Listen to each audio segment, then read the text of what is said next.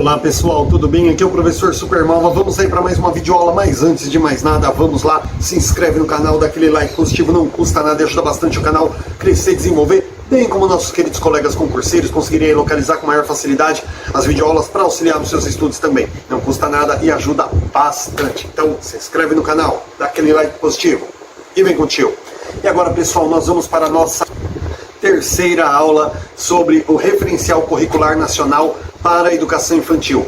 Lembrando que o referencial curricular nacional para a educação infantil, ele é composto de 3 volumes. A gente está aqui no primeiro volume, que trata da introdução. E agora nós vamos dar continuidade. E lembrando, pessoal, quando a temática é grande assim, tem que assistir todas as aulas. Se você está prestando um concurso público, não adianta você falar, eu vou ver só esse teminha aqui. Senão você começa a pegar a aula quebrada e seus estudos acabam ficando aí, defeituoso, e chega na hora da prova, leva a bomba e põe a culpa no professor Malva. Então, assim, sempre tem que assistir realmente desde o começo, tá bom? Vamos falar agora sobre a criança. A concepção de criança é uma noção historicamente construída e, consequentemente, vem mudando ao longo dos tempos, não se apresentando de forma homogênea, nem ao mesmo no interior de uma mesma sociedade e época. Deixa eu ler mais um parágrafo aqui, que eu já explico. Assim é possível, por exemplo, em uma mesma cidade, existam diferentes maneiras de se considerar crianças pequenas, dependendo da classe social a qual pertencem, do grupo étnico ao qual fazem parte. Então, tá. Gente, é o seguinte, ó. Ao longo da história, a criança, eu já falei isso acho que na segunda aula, não vou me esticar muito, porque se vocês vieram assistindo na sequência, tá, vocês já pegaram a explicação. A criança, ao longo dos tempos, ela nunca foi vista da mesma forma, tá? Em determinadas sociedades, perdão, pessoal. Em determinadas sociedades, determinado período histórico, a criança ela era vista como um ser em formação, em outra época era visto como um adultinho, né? Ela era uma miniatura de adulto, então ela tinha as mesmas responsabilidades, ela era tratada igualmente, né? Se a criança cometia um erro, uma falha ali, o pessoal caía em cima da criança como se ela tivesse compreensão daquilo da mesma forma de um adulto. Em outras épocas a criança ela era completamente infantilizada, como se fosse um bebê aí até os 12 anos de idade. Em outras épocas a criança nem existia. Ela era vista ali como um projeto de adulto, sabe? Um projeto de gente. Então a criança ela nem era nada no mundo. Então em diversas épocas a criança ela foi sofrendo diversos significados para os adultos, né? Que não sabiam bem como lidar com aquele serzinho. E até mesmo, no mesmo tempo, em diversas sociedades diferentes, a criança ela é vista de formas diferentes, tá? Então, esses 2 parágrafos aqui, eles vêm explicitar esse tipo de coisa, tá? A concepção de criança para os adultos, de acordo com a época, de acordo com o local, tá? De acordo com cada sociedade ali, como que a criança é vista. Então, às vezes, dentro de uma mesma cidade, a criança em diferentes pontos da cidade, diferentes pontos da cidade, ela é vista de uma forma diferente, tá bom? Boa parte das crianças pequenas brasileiras, enfrentam um cotidiano bastante adverso que as conduz desde muito cedo a precárias condições de vida e ao trabalho infantil, ao abuso e exploração por parte de adultos. Quando a gente fala sobre abuso e exploração, pessoal, olha só, não é generalizando, mas, cara, não tem como dar um exemplo melhor, tá? Por exemplo, você pega na área rural, os pais que trabalham na roça, eles sempre colocam os filhos ali para arar junto com eles, para plantar, para colher. Hoje, né, a gente tem máquinas aí que o arado praticamente não existe mais, o arado manual. Mas se vocês pegarem, vamos lá mais uma vez aqui, ó. Sempre lembrando aí que a Patrícia P, lá de Araçariguama, ela sempre pede para mim, né? Quando você falar de filme, coloca na descrição pra gente poder assistir. Então vai aqui, mais uma dica aí, é o filme, acho que é de 99 até esse filme, é um filme chamado Homens de Honra, com o Robert De Niro e o Cuba Gooding Jr. E no comecinho desse filme, mostra exatamente isso, né? O menininho, ele tinha que ir pra escola, mas o pai trabalhava numa fazenda. E aí, ele tá lá arando a terra e o pai fala, vai logo que você vai se atrasar para a escola. Ou seja, antes da criança ir para a escola, ela tinha que ajudar o pai a arar a terra, né? Então, na parte rural, gente, isso acontece muito mais. Na cidade grande, é um pouco menos, mas assim, ainda tem pais, mães que trabalham fora, então coloca os... Olha, gente, puta, mano, como isso me mata, velho, isso me deixa doente. O pai e a mãe tem lá 2, 3 filhos, 4, 5, 6, 18 filhos, gente, isso não é absurdo, é comum. E aí, o que faz, meu? Puta, mano, que injustiça. Põe os mais velhos para cuidar dos mais jovens e cuidar da casa. Então, meu, você imagina, cara, você deu o azar de nascer primeiro, e aí você e teu irmão ou tua irmã mais velha ali, os dois mais velhos, tem que cuidar dos pequenos, que não te obedecem. Se você sentar a mão na orelha dele, o pai e a mãe vai brigar com você, porque você não é pai dele. E você tem que cuidar dos seus irmãos como se fossem seus filhos, pro pai e a mãe trabalhar. E se você faz alguma coisa errada, o pai e a mãe ficam indignados, porque ele acha que você já é grande, você tem obrigação de cuidar da casa dos seus irmãos. Isso, gente, é muito injusto. Isso entra nessa questão aqui da exploração, abuso e exploração por parte dos adultos, tá? De achar que os filhos mais velhos, por exemplo, têm que cuidar dos mais jovens, têm que cuidar da casa. Eles têm que ajudar mesmo, pessoal. Aqui em casa funciona assim. Todo mundo tem que ajudar um pouquinho, mas não é dessa forma. Né? Você não pode pegar um filho mais velho para cuidar de um mais novo, para você sair para trabalhar. Tem pais que fazem isso até para ir para balada, para bagunça, vai lá e deixa os filhos em casa, o mais velho cuidando do mais novo. Tá errado, não pode acontecer esse tipo de coisa, tá bom? A criança, ela tenha ela 4, 5, 6, 7, 8, até 11 anos de idade, ela é um ser em formação. Então você não pode delegar para ela autoridades como se ela fosse um adulto. Tá? Então é sobre isso aqui que fala também, né? Sobre boa parte das crianças que enfrentam esse tipo de situação. Tá? Principalmente as de baixa renda, as de uma situação mais precária, ela desde cedo aprende a conviver com esse tipo de coisa. E elas se tornam crianças mais infelizes, elas se tornam jovens ali que já crescem não vendo nada de bom na vida. Por quê? Porque o pai e a mãe vai lá, né, ao invés de assistir uma televisãozinha, vai lá e bota filho no mundo. E depois bota aí os mais velhos para cuidar dos mais jovens, e isso é muito injusto, tá? Então isso aqui também entra nessa questão. Outras crianças, elas são protegidas de todas as maneiras, recebendo de suas famílias e da sociedade em geral todos os cuidados necessários ao seu desenvolvimento. Ou seja, também tem aquelas crianças ali que, né, são os filhinhos de mamãe. Aí eu vou fazer outra indicação de filme aqui, que é o filme Gente Grande, com Adam Sandler e um elenco fantástico aí, Chris Rock, né? E não lembro agora o nome dos outros atores, mas, cara, é uma sequência fantástica de atores maravilhosos. E nesse filme, pessoal, o primeiro, né? Porque tem o Gente Grande 2, aí já é mais chato. Mas o primeiro, por exemplo, no começo ali, quando morre o treinador de infância do Adam Sandler, o Adam Sandler era um cara muito rico, ele ganhou dinheiro jogando futebol, jogando basquete. Então ele é um cara muito rico. E ele tem 2 filhos ali, meu, que mandam mensagem. Na época do filme nem tinha esse negócio de WhatsApp ainda. Então os filhos ficam mandando mensagem de texto para a empregada que tá, a babá, né, na verdade, a babá que tá na cozinha. Então eles mandam mensagem de texto, me traz um chocolate quente, me traz um suco, me traz uma torrada. E o pai fica bravo, porque ele era pobre quando ele era criança. Então ele fala pros filhos assim, olha, pelo amor de Deus, cara, levanta e vai lá buscar. Tem que ficar pedindo pra babá trazer as coisas para você, que isso? E ele vê como os filhos dele estão estragados. E aí surge uma situação que eles vão lá para um chalé, uma casa de campo, alguma coisa assim, e os filhos não gostam de brincar, e eles veem uma corda numa árvore, e aí eles querem pular no lago e fazer aquela coisa, e eles veem que as crianças só querem ficar em tablets e celulares, né? E eles têm que... Gente, tenho certeza que muita gente assistiu esse filme, quem não assistiu vale muito a pena. O primeiro, né? O 2 é chato, mas o primeiro...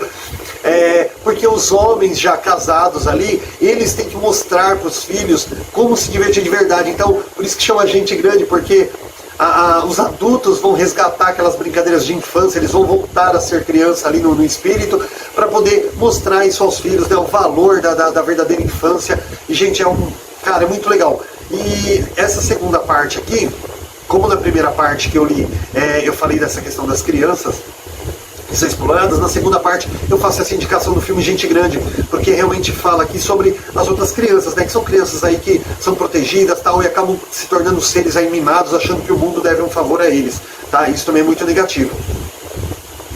Essa dualidade revela a contradição e conflito de uma sociedade que não resolveu ainda suas grandes desigualdades sociais presentes no cotidiano. Ou seja, é uma coisa aí que a BNCC, por exemplo, que foi homologada agora em 2017, que inclusive eu fiz 21 aulas aí sobre a BNCC, que gente, é o tema mais importante hoje da educação. Na BNCC, o pessoal vem tentando quebrar essa desigualdade, dando, né, o direito de igualdade a todos, as condições iguais de aprendizagem também, tá bom? Então essa questão comportamental, ela também precisa ser quebrada, mas, gente, não é uma coisa fácil, porque a nossa cultura caminha meio que contra esse tipo de coisa. Essa dualidade revela a contradição e conflito de uma sociedade que não resolveu ainda grandes desigualdades sociais presentes no cotidiano. Eu dei uma pausa no vídeo, eu acho que eu já tinha lido isso aqui, né?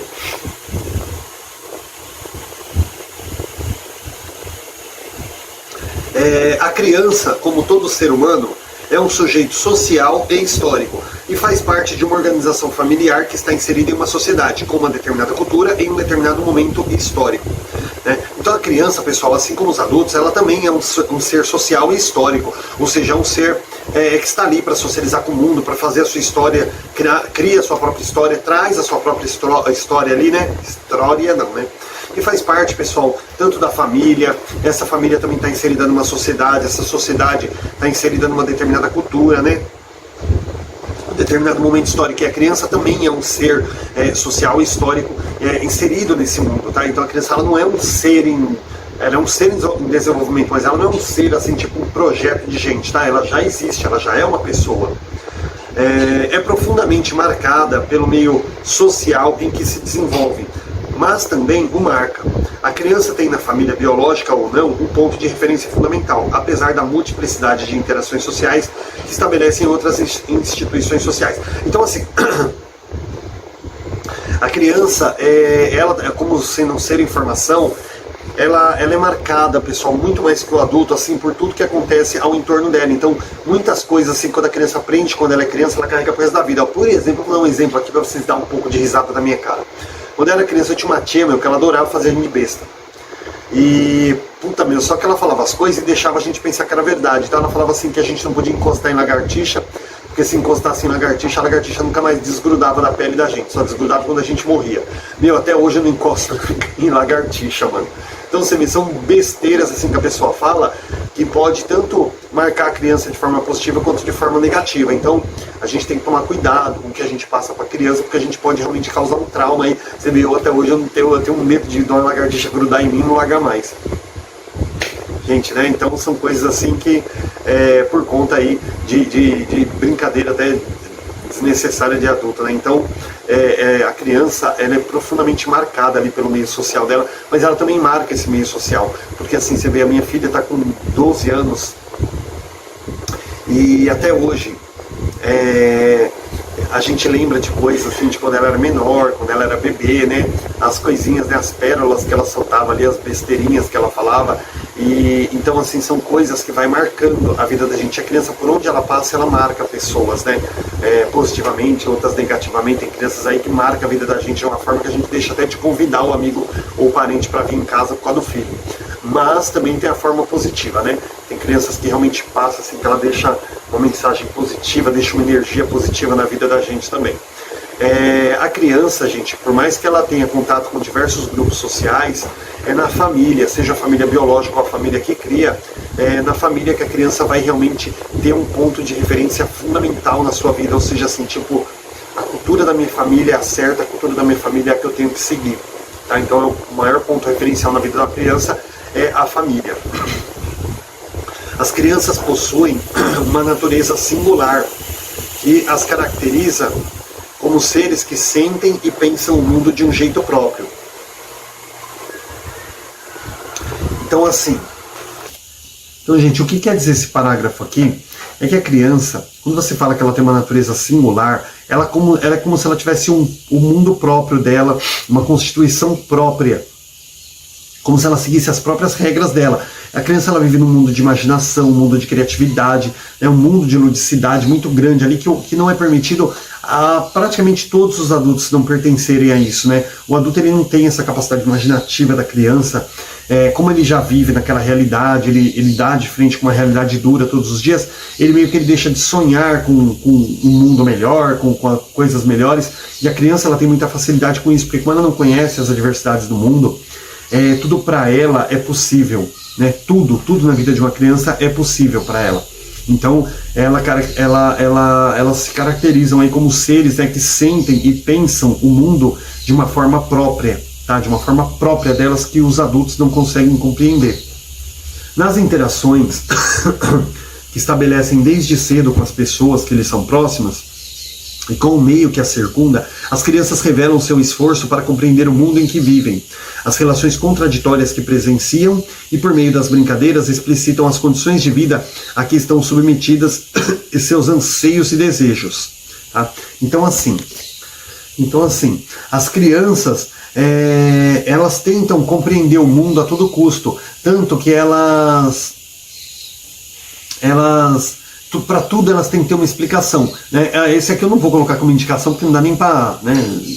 É só procurar na internet, né? Que é o Castelo Rá-Tim-Bum, tinha aquele personagem Zequinha, né? E aquele menino fazia pergunta, até a hora que as pessoas perdiam a paciência e falavam, por que sim, Zequinha, né? Aí ele, porque sim não é resposta, né? Aí depois vinha a explicação científica lá, né? E, gente, essa questão do Zequinha é uma coisa de toda criança ele quer entender, cara, ele não quer saber desse negócio que, tipo, ele é novo demais ainda para compreender, não, ele quer compreender tudo, e quando ele não consegue, gente, é através das brincadeiras, da imaginação que a criança ela vai buscar uma explicação para aquilo, um significado para aquilo. E muitas vezes é através das brincadeiras que a criança ela explicita suas condições de vida, a qual ela vive ali, tentando encontrar uma solução. E muitas vezes a criança, por meio da imaginação, ela começa a transformar essa realidade para uma realidade que ela gostaria que fosse. Né? Isso, gente, é uma coisa que toda criança passa. Eu passei por isso, né? Porque eu era uma criança pobre e brincava muito sozinho, morava com os avós, a minha avó não deixava brincar na rua. E com as outras crianças, então assim, às vezes eu via os meninos andando com aquelas bicicletas, na época que eu era criança, a Caloi Cross, a BMX da Monarch, e eram bicicletas lindas, maravilhosas, que, meu Deus, era o sonho de qualquer criança, né?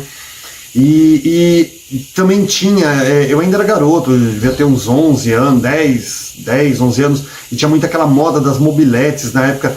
Meu, eu tinha uma irmãzinha que tinha uma bicicletinha, aro 12, assim, aquelas pequenininhas. Meu, eu montava naquilo ali, eu ficava andando pelo quintal fingindo que era uma mobilete, porque era um sonho que eu tinha. Então eu criava ali um mundo de imaginação que melhorasse aquela condição de vida que eu tinha. Já que eu não podia ter aquelas coisas, eu sonhava com aquilo. E, gente, o poder de imaginação de uma criança é uma coisa tão grande que ela torna aquilo real, sabe?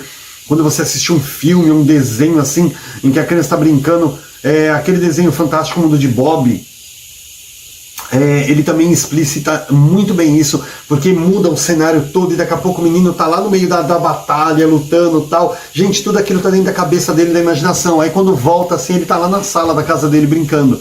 Então, é uma experiência, assim, que eu até falo pra vocês, né, ó, quando vocês comprarem aí, hoje é difícil, né, porque hoje geladeira, fogão não vem mais em caixa, né, hoje vem embalado lá no isopor e no plástico, mas quando vocês conseguirem um acesso a uma caixa, ou até mesmo tentem montar uma cabana na cama de vocês, você mesmo adulto, né, concurseiro aí, monta uma cabana, finge que você está num acampamento, ou finge que você está numa nave espacial, tenta fazer. Se você tiver vergonha de fazer isso perto da família, tenta fazer uma hora que você estiver sozinho em casa, você vai ver o poder da imaginação. Você imagina que você está numa nave, você está pilotando aquela nave, e que a nave está caindo, e que você tem que consertar aquela pane antes que a nave caia.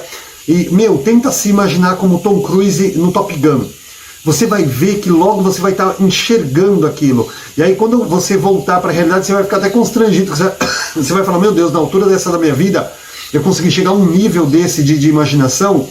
E você vai ver, você vai conseguir entender melhor o poder da imaginação de uma criança. Então a criança, através da brincadeira, quando ela não consegue compreender a realidade dela, gente, através da brincadeira que ela tenta compreender aquilo que ela está vivendo, e também ela acaba criando soluções, ela acaba criando um mundo imaginário do modo como ela gostaria que fosse a vida dela.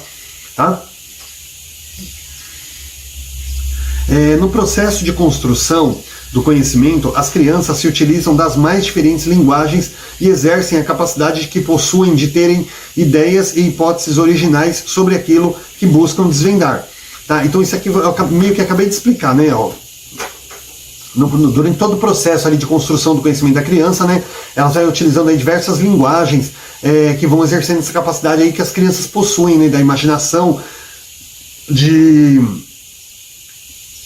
terem, né, ideias, hipóteses aí que possa explicar, que possa desvendar, né, aquilo que elas têm dúvida e que muitas vezes aí os adultos não explicam, né. Nessa perspectiva, as crianças constroem o conhecimento a partir das interações que estabelecem com as outras pessoas. e com o meio que vivem. O conhecimento não se constitui em cópia da realidade, mas sim fruto de um intenso trabalho de criação, significação e ressignificação. Então, assim, a criança ela vai aprendendo muito, ela vai construindo seu conhecimento através do contato aí com outras pessoas, da socialização, bem como defendia aí Jean Piaget e Vygotsky também. Que defendiam muito essa questão da socialização, que a criança desenvolve muito mais, né?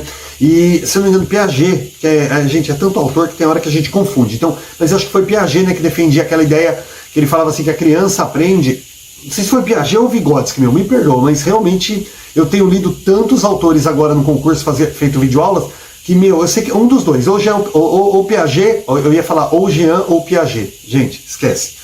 Ou Piaget ou Vygotsky falou isso, que a criança ela aprende a partir do contato com pessoas mais inteligentes do que ela, o que hoje a gente não pode meio que aplicar, né, porque vira meio que uma discriminação. Então a gente vai mudar esse texto, a criança ela aprende a partir do contato com pessoas mais experientes que ela, tá? Então quando a criança ela tem um contato com uma pessoa que tem mais experiência, tem mais conhecimento que ela, a partir dali o desenvolvimento dela vai ser muito maior.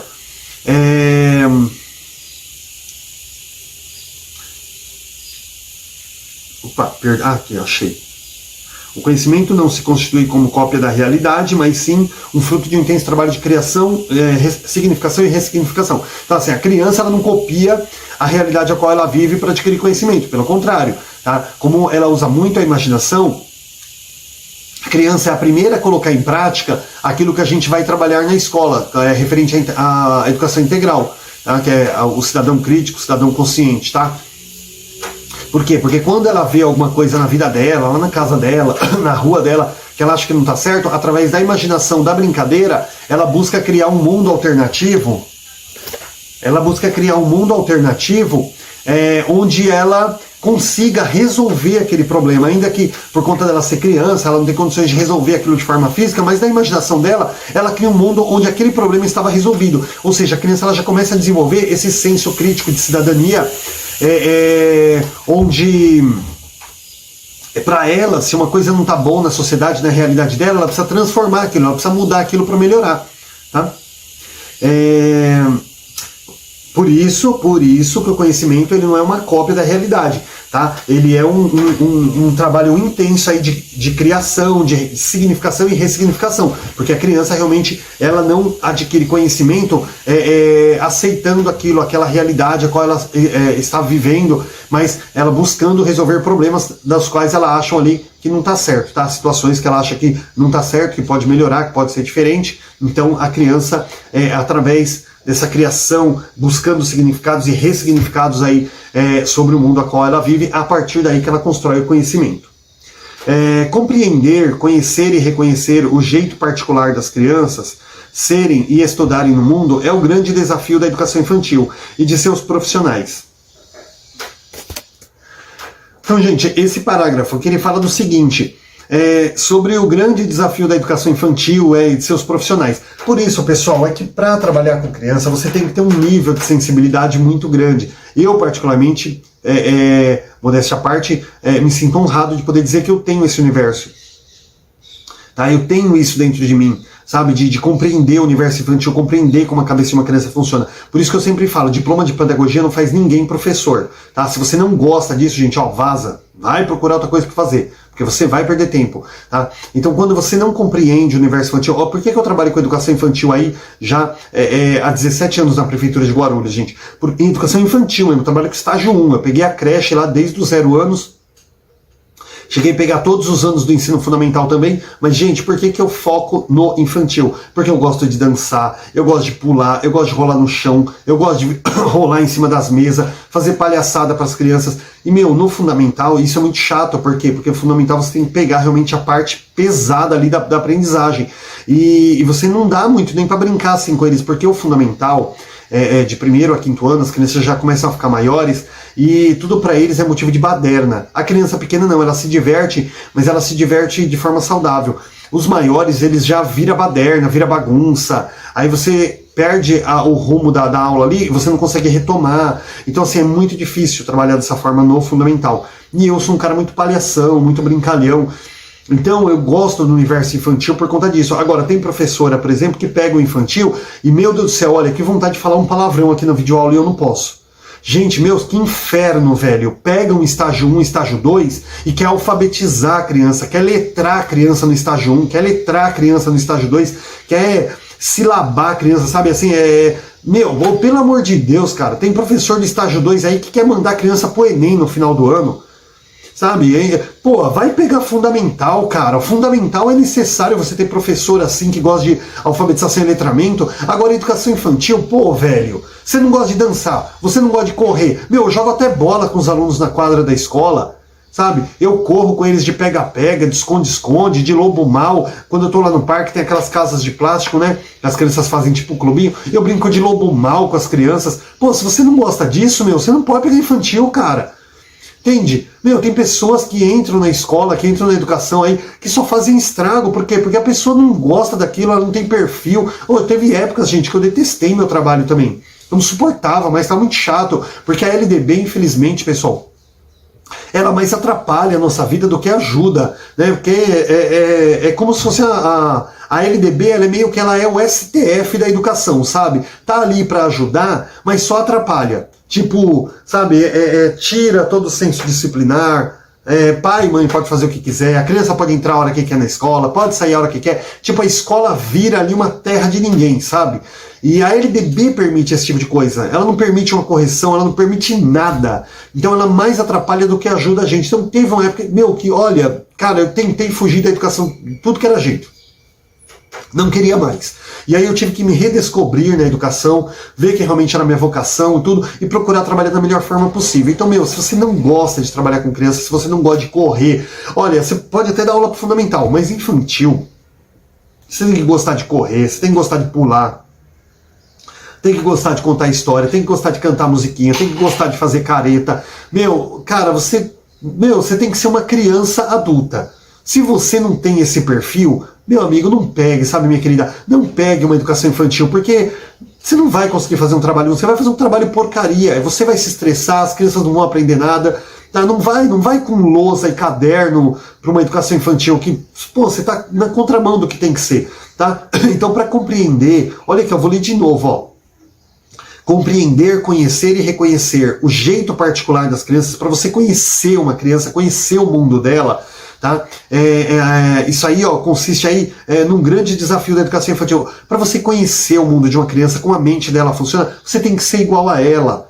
Tá? Você tem que ser uma criança adulta, você tem que gostar das coisas que elas gostam. Eu, na época que o Rebelde, aí, o RBD estava em alta, aí nos anos 2000, né? Eu não assistia a novelinha era muito chata, mas a banda em si eu gostava, e eu botava Rebelde, dançava com eles. Pô, era uma brincadeira deliciosa, e todo mundo falava, nossa, olha o melhor professor que existe. Não era questão de ser o melhor professor, é questão de você estar encaixado na etapa que você tem o perfil para dar aula. Você jogava no fundamental naquela época, gente, não saía nada. Hoje eu até consigo dar aula para fundamental, mas não gosto, tá? Porque eu gosto do quê? De brincar, de correr, sabe? De ter aquela ludicidade com as crianças, passar uma aula com tinta, né? Uma atividade com tinta ali e tudo. Então eu gosto dessas coisas. Então você tem que buscar também o seu perfil, porque não adianta você falar assim, mas vai ser um grande desafio. Você gosta? Você está disposto a aprender a gostar de dançar, a fazer careta, a rebolar na sala de aula, a contar história, fazer teatrinho? Você está disposto a isso? Porque se você não está nem disposto, entende, gente? Você não vai compreender o universo infantil. E aí você não vai conseguir fazer um bom trabalho. Tá? Então a gente tem que amadurecer bastante essa ideia. Qual o seu perfil de professor, qual o seu perfil de sala de aula? Tá?